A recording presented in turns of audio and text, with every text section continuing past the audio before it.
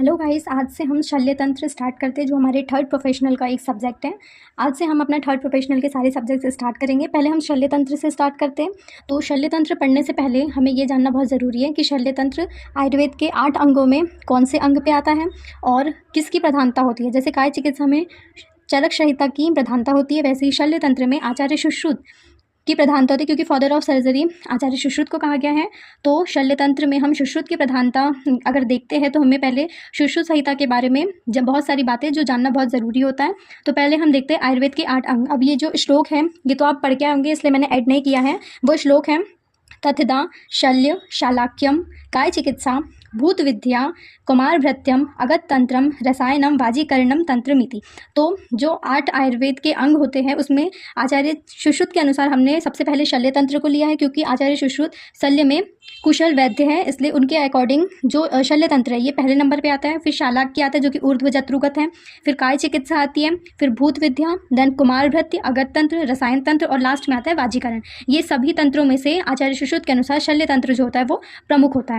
फिर हम आयुर्वेद का अवतरण देखते हैं। आचार्य चरक के अकॉर्डिंग तो आप सब देख करके आए हैं, सुश्रुत के अकॉर्डिंग भी आपने देखा है, हम इसको दोबारा देखते हैं। तो आचार्य सुश्रुत के अकॉर्डिंग आयुर्वेद का जो अवतरण है, सबसे पहले जो ज्ञान था वो ब्रह्मा जी के पास था। ब्रह्मा जी से दक्ष प्रजापति पे आया, दक्ष प्रजापति से अश्विनो कुमार पे आया, अश्विनो कुमार ने वो ज्ञान इंद्र को दिया और इंद्र ने धन्वंतरी को दिया। फिर धन्वंतरी ने अपने पूरे 7 शिष्यों को दिया, जो कि है सुश्रुत, अवधनव, पौष्कलावत, कौपिरक्षित, वैतरन, औरव और करवीर। ठीक है, ये जो 7 शिष्य हैं ये आचार्य धन्वंतरी के 7 शिष्य है, उसमें से हम सुश्रुत संहिता का अध्ययन करते हैं। फिर जो अश्विनो कुमार हैं इनके बारे में कुछ बातें ऐसी होती है जो जानना बहुत ज़रूरी है। जैसे अश्विनो कुमार जो हैं ये सर्वाधिक प्रवीण जो है वो है अश्विनो कुमार, मतलब कि जितनी भी औषधियाँ या फिर औषधियों का ज्ञान या शल्य जितना भी प्रकार के रोग होते हैं उन सभी के बारे में अश्विनो कुमारों से ज़्यादा कोई नहीं जानता है। अश्विनो कुमार जो है उन्हें देवताओं के वैद्य भी कहते हैं, ये आप पहले से फर्स्ट टॉप से पढ़ते आ रहे हैं। ठीक है, तो अश्विनो कुमार जो है उनको चिकित्सा का बहुत ज़्यादा ज्ञान है, उनको शल्य चिकित्सा का बहुत ज़्यादा ज्ञान है, इसलिए इन्हें देवताओं का वैद्य भी कहा जाता है। इनके पास में कुछ मैजिकल मतलब कि चमत्कारिक चिकित्सा भी है जिनसे वो देवताओं का इलाज करते हैं। ठीक है, फिर कुछ बातें हैं जैसे कि प्रत्यारोपण, कृत्रिम प्रत्यारोपण, सदव्रण चिकित्सा, नेत्र चिकित्सा और दंत चिकित्सा, ये सारी चीज़ें भी है। अब प्रत्यारोपण क्या है? प्रत्यारोपण अब आप जानते हैं कि जो अश्विनो कुमार है ना ये 2 जुड़वा भाई हैं। तो 2 जुड़वा भाई जो हैं इनके जो शिष्य थे दधीची, उनके कटे हुए सिर को इन्होंने घोड़े से रोना, मतलब कि जो प्रत्यारोपण है इसी का मतलब ही होता है ट्रांसप्लांटेशन। तो इन्होंने यहाँ पे प्रत्यारोपण है मतलब कि नेचुरल ट्रांसप्लांटेशन, जैसे कि एक मनुष्य से दूसरे मनुष्य या एक मनुष्य का सिर, जैसे कि भगवान श्री गणेश का सिर कट जाने पर उनको हाथी का सिर लगाया गया था, वो एक प्रत्यारोपण चिकित्सा है। ट्रांसप्लांटेशन या एक्सचेंज, फेस एक्सचेंज चिकित्सा है। ठीक है, मतलब फेस या फिर बॉडी के कोई भी ऑर्गन, तो ये प्रत्यारोपण में आता है। फिर है कृत्रिम प्रत्यारोपण। अब कृत्रिम प्रत्यारोपण के आर्टिफिशियल ट्रांसप्लांटेशन, जैसे कि आपने एक कहानी सुनी होगी जो बहुत प्रचलित है। एक राजा स्वेल थे, उनकी पुत्री थी विशाला, उसकी जो टांग थी ना मतलब उसका पैर वो टूट गया था, तो उसके पैर टूट जाने पर वो चल नहीं पाती थी। फिर अश्विनो कुमार ने कृत्रिम प्रत्यारोपण किया, मतलब अभी आप देखते हैं कि हम पीओपी कराते हैं या फिर कोई रॉड्स पैर में इंसर्ट करते हैं, तो वो उन्होंने बहुत पहले कर चुका। उन्होंने लोहे का पैर बना करके विशाला के पैर को ठीक किया और वो स्वस्थ हो गई, तो ये कृत्रिम प्रत्यारोपण में आता है। फिर है सदोव्रण चिकित्सा। सदोव्रण का मतलब है कि तुरंत से ही कोई अगर घाव हो जाता है या कुछ भी हो जाता है तो उसको ठीक करना, तो वो सदोव्रण चिकित्सा में आता है। फिर है नेत्र चिकित्सा। नेत्र चिकित्सा में अश्विनो कुमार ने अक्षिवान और रिजास्व के जो अंधापन, वो दोनों अंधे थे तो उनके अंधेपन को दूर करके उनके नेत्र को ठीक किया था। और नेत्र रोग जो होते हैं वो 76 होते हैं, जो हम शालाक्य में पढ़ेंगे आगे। फिर आते हैं हम दंत चिकित्सा। अब दंत चिकित्सा क्या होती है? अगर किसी के दांत टूट गए, मसूड़ों में दर्द है या उनको टूट डिके या फिर ये सब चीज़ें हो रही है, तो उन्होंने क्या किया था? दंत को ठीक किया था। टूटे हुए जो दंत होते हैं उन सबको ठीक करने की विद्या अश्विनो कुमार पहले से ही जानते थे, तो ये हमारी दंत चिकित्सा होती है। तो ये सब हमारे अश्विनो कुमार के बारे में जानना बहुत ज़रूरी था। ठीक है, तो ये हमारा आयुर्वेद का अवतरण हुआ। आयुर्वेद के 8 अंग हुए, उसमें हमने अश्विनो कुमार का विवरण देखा। ठीक है, उनके शिष्य देखे। अब शिष्य देखने के बाद में अब ये धन्वंतरी वर्ड है। ठीक है, आचार्य धन्वंतरी है। धन्वंतरी जो है इसमें ये 2 शब्दों से मिलकर बना है, धनवंत प्लस अरि। ठीक है, धनवंत का मतलब होता है, धनवंत का मतलब है अधर्म और अरि का मतलब होता है शत्रु। तो धन्वंतरी शब्द का ये अर्थ होता है कि अधर्म का शत्रु। धनवंत का मतलब अधर्म और अरि का मतलब शत्रु, तो अधर्म का शत्रु, ये धन्वंतरी शब्द का अर्थ होता है। ठीक है, फिर और भी बहुत सारी चीज़ें जो आचार्य ने वर्णन किया है धन्वंतरी के बारे में कि जो वैद्यों में ना धन्वंतरी का उल्लेख हमें नहीं मिलता है। ठीक है, लेकिन फिर भी कहा गया है कि जब समुद्र मंथन हुआ था, ये कहानी आपने सुनी होगी कि समुद्र मंथन जब हुआ था असुर और देवताओं के बीच में, तो वहाँ पे बहुत सारी चीज़ों का अवतरण हुआ था, तो वहाँ से भगवान धन्वंतरी की उत्पत्ति मानी गई है। फिर आचार्य धन्वंतरी का अगर काल देखें तो इनका काल जो है ये जो ईशा होती है ना, मतलब ईसा के 1500 वर्ष पहले का काल जो है ये आचार्य धन्वंतरि का काल माना जाता है। अब हम सुश्रुत संहिता का विवरण पढ़ते हैं। तो सुश्रुत संहिता जो आचार्य सुश्रुत हैं उन्होंने लिखी है, जो कि धन्वंतरि के शिष्य हैं, ठीक है। तो आचार्य सुश्रुत जो है ना, उनको अलग अलग स्थानों पे अलग अलग पुत्र अलग अलग माना गया है कि वो कभी बोला गया है कि वो विश्वामित्र के पुत्र हैं। कोई आचार्य ने उन्हें विश्वामित्र का पुत्र नहीं माना है, क्योंकि ये प्रमाणों में नहीं आया है, ठीक है, वर्णित नहीं है। फिर भी हम लोग बहुत सारे जैसे महाभारत पुराण इन सब में बताया गया है कि विश्वामित्र के पुत्र जो है उन्हें सुश्रुत कहते हैं, ठीक है, वो सुश्रुत हैं। जो चंद्रट हैं उन्होंने लिखा है कि जो विश्वामित्र के पुत्र हैं वो सुश्रुत हैं, क्योंकि जो शल्य प्रधान आयुर्वेद तंत्र है उसका निर्माण आरंभ किया था विश्वामित्र के पुत्र सुश्रुत ने, तो ऐसा चंद्रट ने कहा है। फिर महाभारत के अनुसार भी जो महाभारत में जो चतुर्थ अध्याय होता है, चतुर्थ अध्याय में भी वहाँ पे लिखा गया है कि जो आचार्य सुश्रुत है वो विश्वामित्र के ही पुत्र हैं। फिर वैसे ही भाव प्रकाश ने भी बताया है कि जो काशीराज के रूप में साक्षात भगवान धन्वंतरि हैं, उन्होंने कहा है कि वो विश्वामित्र के पुत्र हैं, उन्हें सुश्रुत कहते हैं, ठीक है। तो धन्वंतरि के पास आयुर्वेद विद्या का अध्ययन करने तुम काशी जाओ, ऐसा भाव प्रकाश के अकॉर्डिंग है। ऐसे बहुत सारे आचार्यों ने कहा है, ठीक है। फिर हम देखते हैं सुश्रुत संहिता का परिचय। तो इसके जो आप्तोपदेष्टा है, मतलब कि आद्य उपदेष्टा, वो भगवान धन्वंतरि हैं। कौन से भगवान धन्वंतरि का काल जो था वो 1500 ईसा पूर्व था, इसलिए हम इसको 2350 ईसा पूर्व लिखते हैं, ठीक है।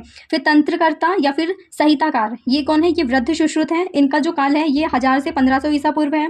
फिर प्रतिसंस्कर्ता जो है ये सुश्रुत हैं, ये दूसरी सती इनका काल है। फिर द्वितीय प्रतिसंस्कर्ता, मतलब पुनः प्रतिसंस्कर्ता या द्वितीय प्रतिसंस्कर्ता, ये नागार्जुन है, जिनका काल है 5वीं सती।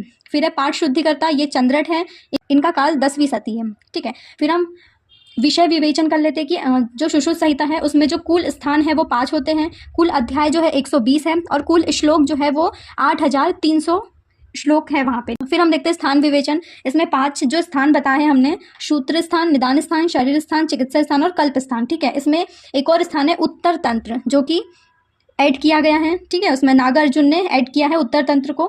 जो सूत्र स्थान है इसमें 46 अध्याय है, और यहाँ पे मौलिक सिद्धांत और अरिष्ट निर्माण का वर्णन किया गया है।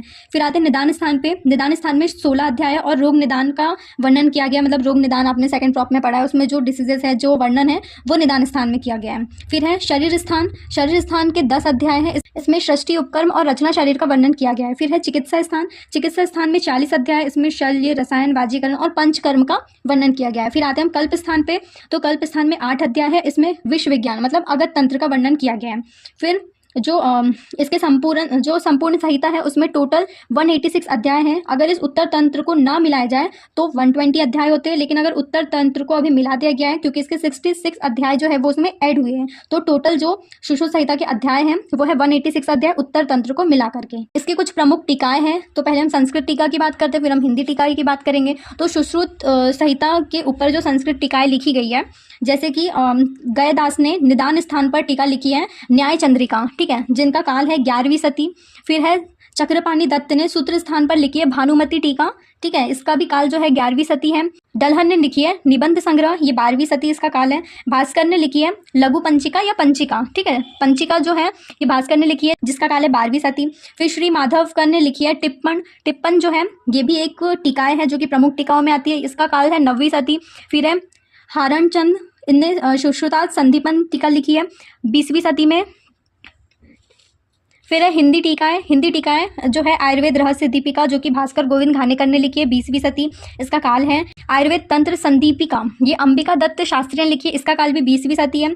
फिर है सुश्रुत संहिता हिंदी टीका, ये अत्रि देव ने लिखी है, जिसका काल हमें पता नहीं है, पर 21वीं सदी के आसपास इसका काल जो है वो माना जाता है। और भी टीकाएं जैसे कि रामनाथ द्विवेदी ने लिखी है शौमुदी, ये भी 20वीं सदी की टीकाएं हैं। कविराज शर्मा ने लिखी है निबंध संग्रह पर, उसका हिंदी अनुवाद किया है, वो 21वीं सदी में किया है। ऐसे ये कुछ प्रमुख हिंदी टीकाएं हैं जिनका वर्णन किया गया है, ठीक है। फिर कुछ और थ्योरेटिकल नॉलेज दिया गया है, जैसे कि जो शल्य चिकित्सक हैं, मतलब शल्य चिकित्सा के जो विद्यार्थी है उनको कुछ बातों पे ध्यान देना चाहिए। जैसे कि कोई लोग होते हैं ना, मतलब कोई बच्चे ऐसे होते हैं कि जो सिर्फ थ्योरेटिकल नॉलेज रखते हैं, उनको क्लिनिकल नॉलेज नहीं होता है, तो ऐसा नहीं होना चाहिए, क्योंकि अगर ऐसा होगा तो वो एक कुशल वैद्य नहीं बन पाएंगे, ठीक है। और अगर किसी को सिर्फ क्लिनिकल नॉलेज है और अगर प्रैक्टिकल नॉलेज नहीं है, तो क्लिनिकल नॉलेज जो होता है वो कुछ हद तक सही होता है कि आपने जो चीज़ क्लिनिकली की है कभी कभी वो सही हो जाती है, अगर आपको उसके मेरिट्स डिमेरिट्स अगर पता है तो वो ठीक है। अगर आपको पता ही नहीं, आप बस वो जो आपने देखा है किया है वो आप कर रहे हो, क्योंकि सभी मनुष्य की प्रकृति जो होती है वो अलग अलग होती है, उस प्रकृति के अकॉर्डिंग हमको उपचार करना पड़ता है, डायग्नोसिस करनी पड़ती है, तो वो आपको थ्योरेटिकल नॉलेज भी बहुत ज़रूरी होता है। तो जो बेस्ट चिकित्सक होता है वो उसको practical knowledge, clinical knowledge and theoretical knowledge, ये सारे नॉलेज उसको होने चाहिए हैं। अगर ये तीनों नॉलेज का अभाव है, उनको सिर्फ एक ही इसमें वो महारत हासिल की है उन्होंने एक ही नॉलेज पे, तो वो कुशल वैद्य नहीं होता है। उन्हें तीनों पर अपनी कमांड रखनी होगी, तभी वो एक कुशल वैद्य बन सकता है, सर्वश्रेष्ठ वैद्य बन सकता है, अदरवाइज वो नहीं बन सकता। अब सुश्रुत संहिता के कुछ आवश्यक बिंदु हैं, उन पर हम बात करते हैं, क्योंकि सुश्रुत संहिता ने बहुत सारी चीज़ें जिनका सर्वप्रथम वर्णन किया है, और बहुत सारी चीज़ें जो आचार्य चरक ने नहीं की हैं वो आचार्य सुश्रुत ने की है। जैसे आचार्य सुश्रुत ने अपने सुश्रुत संहिता में शल्यतंत्र एवं शरीर शस्त्र का प्रतिपाद ग्रंथ लिखा है, क्योंकि जो आचार्य सुश्रुत हैं वो शल्यतंत्र के उनको बहुत ज़्यादा इंटरेस्ट था शल्य पढ़ने में, सर्जरी करने में, शवच्छेदन करने में, तो उन्होंने पूरे जो शरीर की जो रचना शरीर हैं उनका वर्णन किया है, उसके ऊपर उन्होंने अपना ग्रंथ प्रमुख किया है, शल्य तंत्र के बारे में उन्होंने बताया है। फिर उत्तर तंत्र में कुमार, शालाक्य का एवं भूत विद्या का भी उन्होंने वर्णन किया है। शवच्छेदन का वर्णन सर्वप्रथम आचार्य सुश्रुत ने अपनी सुश्रुत संहिता में किया है। ठीक है, तो शवच्छेदन मतलब कि डायसेक्शन का वर्णन आचार्य सुश्रुत की देन है। संधान जो है ये भी आचार्य सुश्रुत की देन है। उदर पाटन एवं गर्भ का निष्कासन, अब देखो रचना शारीर उन्होंने किया है तो ऑब्वियसली वो गर्भ का निष्कासन भी करवाएंगे, क्योंकि उन्होंने सर्जरी से रिलेटेड सारी चीज़ें बताई है, तो उदर पाटन और गर्भ का निष्कासन ये सभी सुश्रुत की देन है। योग्या द्वारा विविध शस्त्रों का वर्णन सुश्रुत ने किया है, मतलब कि जो योग्या है, योग्या मतलब योग्य पुरुष, या जो बहुत सारी चीज़ों का नॉलेज रखता है और सारे शस्त्रों का, थ्योरेटिकल, प्रैक्टिकल, क्लिनिकल सारी चीज़ों का, इन सब का वर्णन भी आचार्य सुश्रुत ने किया है। अयस्कृत एवं फेनासम का वर्णन भी आचार्य सुश्रुत की ही देन है। अयस्कृति कल्पना होती है एक, ये आपने रस शास्त्र में सेकंड प्रॉप में आप पढ़ के आएंगे। फेनासम ये सब रस शास्त्र का पार्ट है। ठीक है, ये सब जो है ये आचार्य सुश्रुत की ही देन है, क्योंकि उन्होंने सर्वप्रथम वर्णन किया था। अरिष्ट निर्माण, अरिष्ट निर्माण भी आप रस शास्त्र में पढ़ के आए हैं, इसका वर्णन भी आचार्य सुश्रुत ने ही किया है। स्वस्थ का लक्षण जो है वो सर्वप्रथम आचार्य सुश्रुत ने ही बताया है। पित्त के जो प्रकार हैं उनका वर्णन भी सर्वप्रथम सुश्रुत ने ही किया है। रक्त को चतुर्थ दोष माना है। देखो वात पित्त कफ तो सबने माने, लेकिन आचार्य सुश्रुत ने रक्त को भी चतुर्थ दोष माना है। इसकी प्रधानता उन्होंने इसलिए मानी है क्योंकि जब सर्जरी करते हैं, सर्जरी करने पर ब्लीडिंग होती है, अगर ब्लीडिंग बहुत ज़्यादा होगी तो मृत्यु भी हो सकती है मनुष्य की, इसलिए उन्होंने वात पित्त कफ के साथ में रक्त को भी चतुर्थ दोष माना है। ठीक है, फिर जल संत्रांस का वर्णन भी सर्वप्रथम सुश्रुत में ही मिला है। जल संत्रांस मतलब कि जो अलर्क विष है, अलर्क विष मतलब रेबिश वाला। ठीक है, अगर रेबिस किसी को हो रहा है तो जल संत्रांस का वर्णन जो है सर्वप्रथम सुश्रुत ने मिला है। अलर्क विष का सर्वप्रथम वर्णन आचार्य सुश्रुत ने किया है। फिर है विधि वैदक विषय, मतलब कि अगत तंत्र में जो हम एस्फाजियल डेथ पढ़ते हैं ना, जैसे कि हैंगिंग, स्ट्रैंगलिंग, ड्राउनिंग, मतलब कि किसी का गला घोटना, फांसी, जल में डूबकर मरना, ये सब जो एस्फाजियल डेथ है ये सब भी हमारे विधि वैधक विषयक, इनका सर्वप्रथम वर्णन भी आचार्य सुश्रुत ने किया है। षड्वित कसाय का वर्णन, क्षार कल्पना का वर्णन, ये सब आचार्य सुश्रुत ने ही किया है। सुश्रुत को विश्वामित्र का पुत्र माना गया है, इसके बारे में मैंने आपको पहले बताया था। जैसे हम सुश्रुत संहिता का विवरण स्टार्ट कर रहे थे तभी मैंने आपको बताया था विश्वामित्र का पुत्र क्यों कहा गया है, कैसे कहा गया है, बहुत सारे प्रमाण दिए थे आपको। भूत प्रेत के लिए वैद्य वैधक और त्रैस्कृत शब्द का प्रयोग किया गया, मतलब कि भूत प्रेत, भूत विद्या के लिए वैद्य वैधक, ठीक है, और त्रैस्कृति शब्द का प्रयोग आचार्य सुश्रुत ने किया है। पांच अग्नि को ज्योति, ये भी आचार्य सुश्रुत ने ही कहा है। ठीक है, तो ये हमारे सुश्रुत संहिता का वर्णन यहाँ पे कंप्लीट होता है। उसके बारे में और भी बहुत सारी चीज़ें जिनके सेपरेट हम चैप्टर्स पढ़ेंगे, जैसे कि आचार्य सुश्रुत ने त्रिविध कर्म के बारे में बताया। त्रिविध कर्म कौन से होते हैं? पूर्व कर्म, प्रधान कर्म और पश्चात कर्म, ये 3 कर्मों के बारे में सेपरेट चैप्टर है, वो हम पढ़ेंगे। यंत्र और शस्त्र पढ़ेंगे। यंत्र जो है वो 101 बताए हैं और शस्त्र जो है वो 20 शस्त्र का वर्णन किया है। फिर षष्ठी उपक्रम 60 उनका वर्णन किया है। ऐसी बहुत सारी चीज़ों का वर्णन किया है जिनके सेपरेट चैप्टर्स हम आगे पढ़ेंगे। ठीक है, अभी हम देखते हैं शल्यतंत्र, शल्यतंत्र की निरुक्ति। ठीक, तो शल्य शब्द की जो निरुक्ति है ये श्लोक आपको याद करना है। शल, शलव, आशु गमने धातु तस्य शल्यमिति रूपम, ये आचार्य सुश्रुत के अकॉर्डिंग है। सुश्रुत सूत्र स्थान 26/3। इसका अर्थ है कि शल और शवल ये दो जो धातु है ये हमारे शरीर की आकृति में बहुत शीघ्रता से प्रवेश करती है और हमारे मन को कष्ट पहुंचा करके शल्य की उत्पत्ति करती है। जो शीघ्रता से शरीर में प्रवेश करे तथा शरीर के प्रति हिंसा कर अथवा शरीर में रुझान उत्पन्न करे उसे हम शल्य कहते हैं। तो उस जो निरुक्ति है उसका अर्थ ये है कि जो भी हमारे शरीर में शीघ्रता से अंदर प्रवेश करे और हमारे शरीर के प्रति हिंसा करे, हमारे शरीर में रुझान मतलब कि दर्द, पेन को उत्पन्न करे, उसे हम शल्य कहते हैं। ठीक है, फिर हम आते हैं शल्य तंत्र की परिभाषा में। तो ये जो श्लोक है ये आपको याद करना है, ये आचार्य सुश्रुत के अकॉर्डिंग है। तत्र शल्यम नाम विविध तृण काष्ठ पाषाण पांशु लोह मृति अस्ति बाल नख पुयस्त्रा दुष्ट व्रण अंतगर्भ शल्यो उदाहरणाद यंत्र शस्त्र छार अग्नि प्राणिधान व्रति विनिश्चयार्थम। ये श्लोक आपको याद करना है। ये सुश्रुत सूत्र स्थान के पहले अध्याय का 9वां श्लोक है। ठीक है, इसमें शल्य तंत्र की परिभाषा का वर्णन किया गया है। यहाँ पे लिखा है कि आयुर्वेद के जिस अंग में अनेक प्रकार के तृण, काष्ठ मतलब कि लकड़ी, पाषाण मतलब पत्थर, पांशु इसका मतलब होता है धूल के कण, लोहा, लोष्ट अस्थि मतलब कि मिट्टी और अस्थि, बाल मतलब केश, नख, पुस्त्राव मतलब कि पस फॉर्मेशन। ठीक है, इन सब का जो वर्णन है ये शल्य में किया गया है। इनको निर्हरण करने के लिए मतलब कि ये अगर हमें लग जाते हैं तो हमारे शरीर में व्रण बन जाते हैं, मतलब दुष्ट वर्ण मतलब कि दूषित व्रण मतलब कि चोट घाव बन जाते हैं। अंतःशल हमारे शरीर के अंदर शल्य जो है वो इंसर्ट हो जाता है।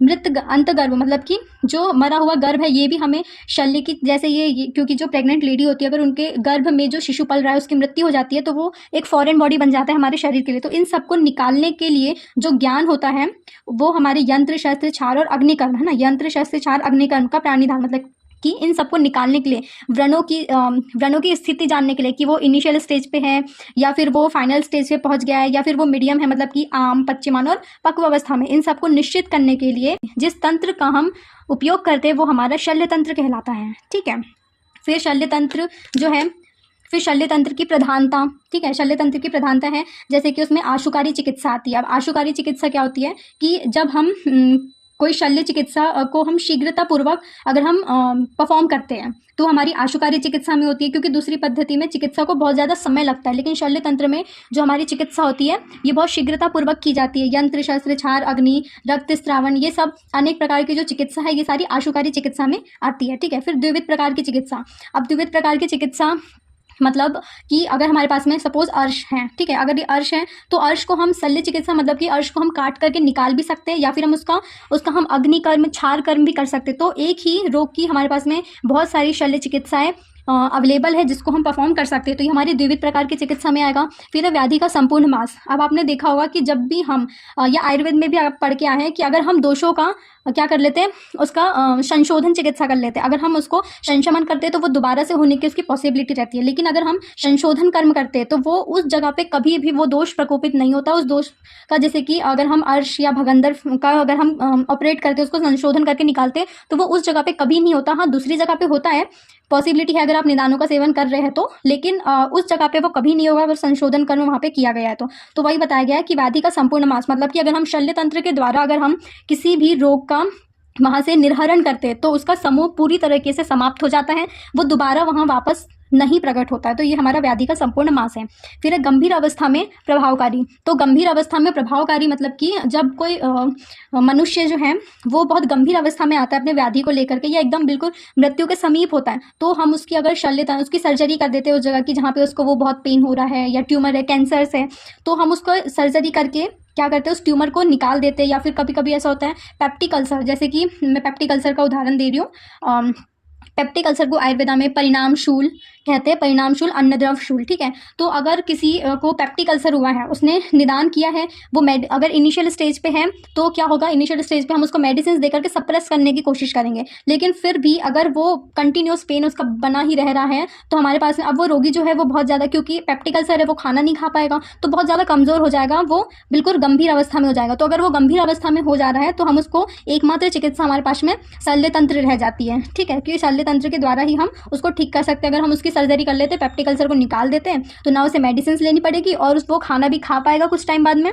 तो ये हमारी गंभीर अवस्था में प्रभावकारी चिकित्सा जो होती है ये शल्य तंत्र चिकित्सा होती है। ठीक है, फिर औषध असाध्य रोगों की प्रबल चिकित्सा। अगर कोई चिकित्सा ऐसी है या रोग ऐसा है जो कि असाध्य हो गया है, तो अगर असाध्य हो गया है जैसे कि हम हिस्टेक्टोमी की बात करते हैं, अगर यूट्रस में ऐसी कोई चीज़ें इफेक्ट कर रही है जिससे प्रेगनेंसी कंसीव ना होना, पीरियड्स ना आना, या फिर वो बहुत कॉज कर रहा है या हमारी जो बॉडी है वो यूट्रस को फॉरेन बॉडी समझ करके कोई डिसीजेस कॉज कर रही है, तो हम क्या करते हैं, वो असाध्य रोग हो गया है, अब हम उसको क्या करते हैं, हम उसको शरीर से निकाल देते हैं। तो हम हिस्टेक्टोमी करते हैं, मतलब कि यूट्रस को ही हम शरीर से बाहर कर देते हैं। वैसे ही हमारे अपेंडिक्स के साथ होता है, अगर अपेंडिक्स में एप्सिस हो रहा है या बहुत बढ़ रहा है, वो कॉज कर रहा है, तो हम उसको क्या करते हैं, हम उसको सर्जरी के थ्रू अपेंडिक्स को निकाल देते हैं शरीर से बाहर। तो ये हमारी असाध्य रोगों की प्रबल चिकित्सा होती है। ठीक है, यहाँ पे लिखा गया औषधि से न ठीक होने वाले रोग जिनकी अवस्था में विकृति आ जाती है या रोग प्राय शल्य कर्म से प्राय ठीक हो जाते हैं तो उन्हें हम असाध्य रोगों की प्रबल चिकित्सा कहते हैं। ठीक है, फिर शल्य कर्म एकमात्र चिकित्सा। अब कुछ व्याधि ऐसी होती है जिसमें सर्जरी करना जरूरी ही होता है, वो मेडिसिन से सप्रेस हो ही नहीं सकती है, तो वो हमारे पास में शल्य कर्म जो होते हैं वो एकमात्र चिकित्सा बच जाती है।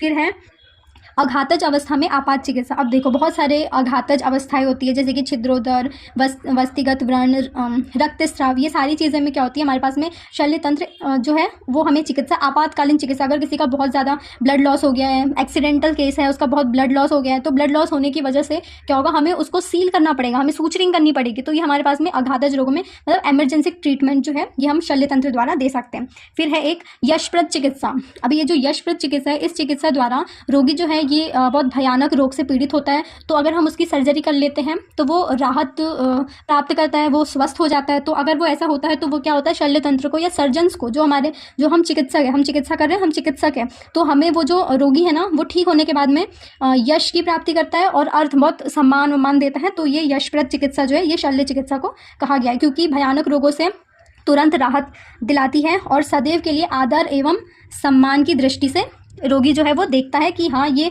बहुत अच्छी चिकित्सा है, सर्जरी करने पर मुझे बहुत अच्छी प्राप्ति होती है, और जो मेडिसिन में बाकी जो पैसे धीरे धीरे करके बहुत सारे लग रहे हैं और मुझे साल भर मेडिसिन खानी पड़ रही है, वो मैं एक सर्जरी के बाद में मेडिसिन बंद हो जाती है और वो रोगी ठीक हो जाता है। इसलिए वो सम्मान की दृष्टि से दिखता है, इसलिए वो सम्मान की दृष्टि से देखता है शल्य तंत्र को। ठीक है, तो ये हमारी यशप्रद चिकित्सा भी होती है। तो ये हमारी शल्य तंत्र की प्रधानता थी। अब हमारे पास में शल्य तंत्र की अवनति के कुछ कारण हैं, जैसे कि प्रभावकारी संज्ञाहरण औषधियों का अभाव। अब पहले के ज़माने में क्या होता था, संज्ञाहरण औषधियों का अभाव होता था। संज्ञाहरण औषधि मतलब कि एनेस्थेटिक ड्रग्स। ठीक है, जब हमें कोई सर्जरी करनी होती है तो हम क्या करते हैं, एनेस्थीसिया का इंजेक्शन लगा देते हैं। ठीक है, ताकि उसका वो बॉडी पार्ट जो है वो शून्य हो जाए और हम सर्जरी परफॉर्म कर पाए। क्योंकि अगर हम सर्जरी परफॉर्म करते हैं तो स्वाभाविक तरीके से क्या होता है, अगर हम किसी बॉडी में अगर कट लगाते हैं तो वो वेदना उत्पन्न होती है ना, तो वो स्वाभाविक है। लेकिन अगर हमें शल्य कर्म को मतलब सफलतापूर्वक सर्जरी परफॉर्म करनी है तो हमें उस व्यक्ति को शून्य करना पड़ेगा। तो पहले के ज़माने में क्या होता था कि संज्ञाहरण औषधियाँ नहीं होती थी, तो कुछ लोग क्या करते थे, मद्यपान करवाते थे। क्योंकि मद्यपान करने से जो रोगी है ना वो थोड़ा अनकॉन्शियस हो जाता था और उसे दर्द का अभाव होता था। ठीक है, उसे दर्द नहीं होता था। हाँ, हालांकि होश आने के बाद में उसे दर्द होता था। वैसे ही अभी हमारे पास में एनेस्थेटिक ड्रग्स हैं, पहले के हमारे ज़माने में नहीं होते थे, तो ये इसका अभाव था, इसलिए हमारा शल्य तंत्र थोड़ा पीछे रह गया था। फिर था प्रभावकारी जीवाणुनाशक एवं प्रतिजीवी औषधियों का अभाव। अब देखो हमारे पास में ना पहले स्टेरिलाइजेशन की भी प्रोसेस नहीं होती थी। अभी हम तो ऑटोक्लेव कर लेते हैं, हमारे पास में यूवी रेडिएशन से मतलब बहुत सारी अभी स्टेरिलाइजेशन की प्रोसेस है जो पहले के ज़माने में नहीं होती थी। तो जीवाणु जो है वो उसमें प्रेजेंट रहते थे, इसीलिए हमारे शल्य तंत्र पीछे रह गया था। फिर है शवच्छेदन अभाव। अब शवच्छेदन अभाव ये है कि पहले ना शवच्छेदन को अपराध माना जाता था, क्योंकि पहले के लोग थोड़े पौराणिक टाइप से थे। तो अगर कोई शवच्छेदन, अगर मृत शरीर को कोई काट पीट कर रहा है, उसका वो कर रहा है, तो वो पहले के लोग उसे छूतक मानते थे।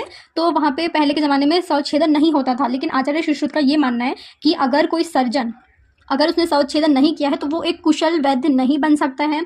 क्योंकि इसकी मैं बताऊंगी आपको कि जो चिकित्सक हैं उसके गुण क्या होते हैं, ये हम लास्ट में पढ़ेंगे। तो शवच्छेदन का अभाव होने पर हमारे जो शल्य तंत्र है वो पीछे रह गया। ठीक है, बाह्य आक्रमण मतलब कि अगर जो पहले के राजा वाजा थे वो क्या करते थे, युद्ध करने जाते थे।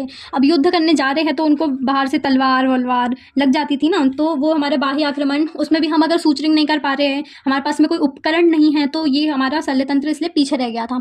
फिर अब मुगलों का आधिपत्य। अब क्या होता था कि पहले मुगल्स आ गए थे हमारे इंडिया पे राज करने, तो हमारे भारत पे राज करने जब मुगल आए थे तो उन्होंने क्या किया था, शल्य तंत्र का ज्ञान लेकर के अपने एरिया में भेजा था और हमें उन सबसे वंचित रखा था। ठीक है, तो ये भी, और वैसे ही अंग्रेजों ने भी, जब अंग्रेजों का भारत में आगमन हुआ था, उन्होंने क्या किया था, हमारे ज्ञान को अपने इंग्लैंड भेज दिया था। जैसे कि रुई है, कॉटन है ना, कॉटन के बिना हम शल्य कैसे परफॉर्म करेंगे। कॉटन तो बेसिक है, अगर किसी को भी ब्लड क्लॉट हो रहा है, ब्लीडिंग हो रही है, तो उसको रोकने के लिए या क्लीन करने के लिए उस एरिया को जब हमें सर्जरी परफॉर्म करना होता है तो हम उसे कॉटन स्वैप से ही क्लीन करते हैं ना। तो हमारे लिए क्या किया था, उन्होंने कपड़ा छोड़ रखा था और हमारे भारत की जो रुई थी, कॉटन था, वो उन्होंने इंग्लैंड भेज दिया था। इसलिए हमारा शल्य तंत्र जो है वो भी पीछे रह गया था। फिर शल्य विज्ञान का अध्ययन। अब उन्होंने शल्य तंत्र के सारे जो तंत्र, योग, सुश्रुत संहिता, आचार्य चरक संहिता, अष्टांग हृदय, ये सारी जो संहिताएं थी ना, ये उन्होंने बाहर भेजी थी, उनसे हमें वंचित रखा था। इसलिए हम शल्य विज्ञान का अध्ययन हम लोग कर ही नहीं पाए थे। और उस टाइम पे बौद्ध धर्म, सुश्रुत संहिता, इन सब का अभाव था। तो ये सारे जो कारण है ये हमारे शल्य तंत्र की अवनति के कारण हैं।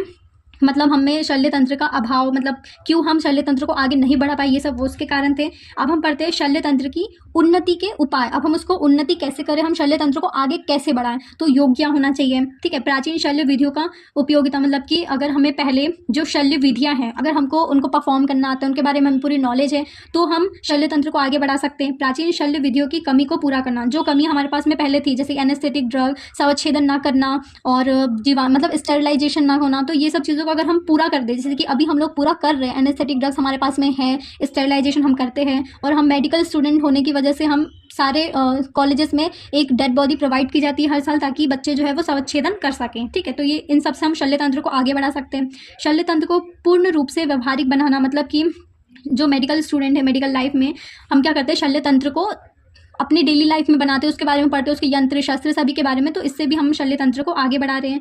फिर शल्य तंत्र को आस्था युक्त होकर अध्ययन करना। अब हम सारी चीज़ें अगर अच्छे से पढ़ेंगे, हम अपनी आस्था लगाएंगे, हम उसमें इंटरेस्ट दिखाएंगे, तो हम शल्य तंत्र को आगे बढ़ा सकते हैं।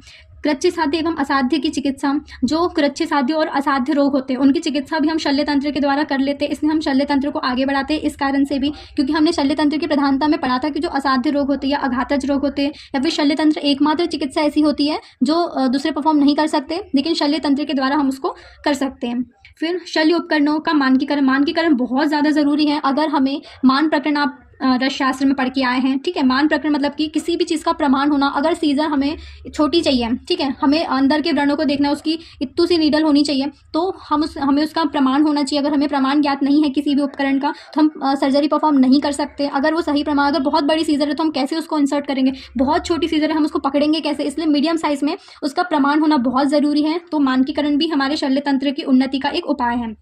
मर्मों की पूर्ण जानकारी। अब मर्मों की पूर्ण जानकारी क्यों होनी चाहिए? हमारे पास में 107 जो है, हमारे पास में 107 मर्म हैं जिसके बारे में हमें पूरा ज्ञान होना चाहिए। मर्मों की पूर्ण जानकारी, तो मर्मों की हमें पूर्ण जानकारी होनी चाहिए। 107 हमारे पास में मर्म होते हैं, उन 107 मर्मों की स्थिति क्या है और कौन से मर्म, जैसे सदो प्राणहर मर्म होता है, कालांतर मर्म होता है, ऐसे 5 प्रकार के रचना की दृष्टि से मर्म होते हैं। ठीक है, उनके बारे में हमें जानकारी होनी चाहिए, क्योंकि अगर मर्म के ऊपर आघात हुआ है तो उसकी हम सर्जरी नहीं कर सकते, क्योंकि अगर हमने मर्म को निकाल के फेंका या उसकी सर्जरी की तो तुरंत ही मृत्यु हो जाती है, वो हमारा वीक पॉइंट होता है। तो हमें उसके उपाय की करनी चाहिए, इसलिए हमें मर्म की जानकारी बहुत ज़रूरी है, ताकि अगर हम क्योंकि मर्म पे अगर आघात लगा है तो उसको हम दूसरी तरीके से ठीक करते हैं। ठीक है, शल्य तंत्र जो है वो बताता है कि मर्मों की, जैसे प्रेगनेंसी में भी बहुत सारी सर्जरी अवॉइड की जाती है, मर्मों पर आघात होने पर भी सर्जरी अवॉइड की जाती है, उन्हें सप्रेस किया जाता है या उन्हें कुछ अलग तरीके से रोका जाता है। ठीक है, फिर है व्रण शोधन तथा रोपण औषधियों का अध्ययन। अगर हम व्रण शोधन मतलब कि अगर हमें कोई वुंड है उसको हम स्टेरिलाइज कैसे करें, शोधित कैसे करें, उसके ऊपर उसको ठीक करने वाले कौन सी औषधि हमें लगानी चाहिए, इन सब का अध्ययन करना भी बहुत ज़रूरी है शल्य तंत्र की उन्नति के लिए। फिर है शल्य तंत्र में प्रयुक्त औषधियों का विश्लेषण। तो शल्य तंत्र में जो औषधियाँ प्रयुक्त होती है उस सब का विश्लेषण करना, उन सब के बारे में ज्ञान प्राप्त करना, कहाँ यूज़ करना है, हर चीज़ों का ज्ञान होना, ये हमारे शल्य तंत्र को आगे बढ़ाता है। ठीक है, अब हम जो चिकित्सक है, शल्य के जो चिकित्सक है, उनके गुण कौन से होने चाहिए वो देख लेते हैं। जैसे कि उनमें शूरता होनी चाहिए, मतलब कि ब्रेवनेस होनी चाहिए, वो निर्भय होना चाहिए। ठीक है, और जो शल्य तंत्र जो चिकित्सक हैं वो क्या होना चाहिए, वो अपने कर्मों में बहुत ज़्यादा शीघ्रता होनी चाहिए, क्योंकि अगर वो कोई सर्जरी परफॉर्म कर रहा है, अगर वो जल्दी से परफॉर्म नहीं करेगा, जैसे कि कार्डिक सर्जन है, अगर उन्हें हार्ट ट्रांसप्लांट करना है तो उन्हें बहुत सेफ्टली, बहुत जल्दी काम करना होगा, सर्जरी परफॉर्म करनी होगी, क्योंकि वो हार्ट की बात होती है। वैसे कोई किडनी ट्रांसप्लांट या बहुत सारी चीज़ें ट्रांसप्लांट होती है तो वो उन्हें बहुत जल्दी करनी होती है, वो भी पूरी सेफ्टी के साथ में, मतलब पूरी सावधानी पूर्वक, कोई भी भूल चूक नहीं होनी चाहिए और वो जल्दी करना चाहिए। अगर वो लेट करे मनुष्य की, उस रोगी की मृत्यु भी हो सकती है, इसीलिए अपने कार्य में शीघ्रता उन पे होनी चाहिए। फिर शस्त्रधार की तीक्ष्णता, अगर उनके जो शस्त्र इंस्ट्रूमेंट्स हैं जैसे सीजर या ब्लेड या फॉर्सेप, ठीक है, इन सब में क्या होना चाहिए, शार्पनेस अच्छी होनी चाहिए, जो ब्लंट होता है वो ब्लंट अच्छा होना चाहिए, मतलब ग्रिप अच्छी बननी चाहिए। अगर ऐसा नहीं होगा, वो फिसलेगा तो क्या होगा, देर होगी सर्जरी करने में, जिससे रोगी की मृत्यु हो सकती है। फिर कर्म करते हुए पसीना नहीं आना चाहिए, अगर वो घबराया हुआ होगा तो उसको पसीना आएगा। अगर वो अपने कर्म में कुशल है, उसको अपने आप पर भरोसा है कि वो सब चीज़ सही कर लेगा, वो घबराया हुआ नहीं है, मतलब कि ब्रेवनेस है, उसमें बोल्डनेस है, तो क्या करेगा, उसे पसीना नहीं आना चाहिए, वो घबराएगा नहीं तो उसको पसीना नहीं आएगा, वो अच्छी तरीके से सर्जरी को परफॉर्म करेगा। हाथ कांपने नहीं चाहिए उसके, मतलब कि अगर वो डरा हुआ होगा तो उसके हाथ कांपेंगे, तो उसको हाथ भी नहीं कांपना चाहिए। फिर अगर हम सर्जरी परफॉर्म करते हैं तो ब्लड बहुत ज़्यादा निकलता है, तो ब्लड को देख करके वो मूर्छित नहीं होना चाहिए। ठीक है, कोई लोग होते हैं जो ब्लड देख करके उनको ना चक्कर आने लगते हैं, तो ऐसे हमारे चिकित्सा को नहीं होना चाहिए, उनको रक्त आदि को देख करके मूर्छित नहीं होना चाहिए। ठीक है, तो ये सारे जो गुण है ये एक शल्य चिकित्सक में होने चाहिए। फिर कुछ कोरिलेट किया गया है, जैसे कि लेडीज़ फिंगर जेंटली हैंडलिंग। देखो, अगर आपने बहुत बार सुना होगा, जैसे कि मम्मी है वो कई बार बोलती है कि इन डॉक्टर ने मुझे इंजेक्शन लगाया था तो मुझे बहुत पेन हुआ था, और जो आज गई थी वो वाले डॉक्टर ने लगाया तो वो उनका हाथ बहुत हल्का था। ठीक है, उनका हाथ बहुत हल्का था, मुझे तो दर्द ही नहीं हुआ। तो ये ऐसा होता है कि जेंटली हैंडलिंग करना चाहिए, ठीक है, जेंटल हैंडलिंग आनी चाहिए डॉक्टर्स को, ताकि पेशेंट को प्रॉब्लम ना हो। तो उसको लेडीज़ फिंगर से कोरिलेट किया है। फिर लायंस हार्ट, अब शेर का दिल ऐसे बोलते हैं ना, बोल्डनेस, मतलब कि कुछ चीज़ बोली है तो करनी है और मुझे भरोसा है खुद पे, मैं कर लूँगा तो मैं कर लूँगा, तो ऐसे लायंस हार्ट होना चाहिए। ईगल आई, ईगल आई की होनी चाहिए सर्जरी के पॉइंट ऑफ व्यू से, या अगर कोई पेशेंट आता है उसको देख कर के ही हमें पता लग जाना चाहिए कि उसे क्या हुआ है, तो ये ईगल आई से को रिलेट किया है। फिर हॉर्स लेग, अब हॉर्स लेग जो है वो स्टेमिना का प्रतीक होता है, तो हॉर्स लेग को स्टेमिना से रिलेट किया गया है, क्योंकि अगर हमें स्टेमिना नहीं होगा तो हम 36 आवर, जैसे कि इंटर्नशिप में या फिर ऐसे 36 घंटे की ड्यूटी करनी होती है हमें। सर्जरी क्या होती है, एक के बाद एक हमें परफॉर्म करनी होती है, तो हमारे अंदर स्टेमिना बहुत होना चाहिए ताकि हम सर्जरी प्रॉपर तरीके से परफॉर्म कर सके सभी की, ठीक है। फिर कैमल्स बेली, अब क्या होता है कि जो ऊँट होता है वो रेगिस्तान में घूमता रहता है, ठीक है, डेजर्ट में, तो क्या होता है वो एक बार में इतना पानी पी लेता है कि उसको महीने 2 महीने तक के प्यास नहीं लगती है। तो वो एबिलिटी हम में होनी चाहिए कि हम अगर हम फूड खाए, हमें ऐसे ना थोड़ी थोड़ी देर में ऐसी भूख नहीं लगनी चाहिए, हम एक बार खाएं और पूरा दिन सर्जरी परफॉर्म करें या फिर पेशेंट को डायग्नोस करें, ठीक है। तो ये हमारा कैमल्स बेली से कोरिलेट किया गया है, ठीक है। तो हमने आज शल्य तंत्र का इंट्रोडक्शन पढ़ा। शल्य तंत्र में हमने बहुत सारी चीज़ें देखी, जैसे कि शल्य तंत्र के 8 अंग देखे और उसका अवतरण देखा, उसके बाद में अश्विनो कुमार के बारे में देखा, फिर सुश्रुत संहिता का अध्ययन किया, कितने अध्याय है, कितने स्थान है, कितने श्लोक है, ठीक है। फिर हिंदी टीकाएं, संस्कृत टीकाएं करी। उसके बाद में हमने शल्य तंत्र की निरुक्ति देखी, शल्य तंत्र की परिभाषा देखी, उसके बाद में शल्य तंत्र की क्या देखी, प्रधानता देखी, फिर उनकी अवनति के कारण देखे, उन्नति के कारण देखे, और फिर अब हमने देखा शल्य चिकित्सक के गुण, ठीक है। तो इतना सब हमने शल्य तंत्र में देखा। So thank you for watching and keep watching.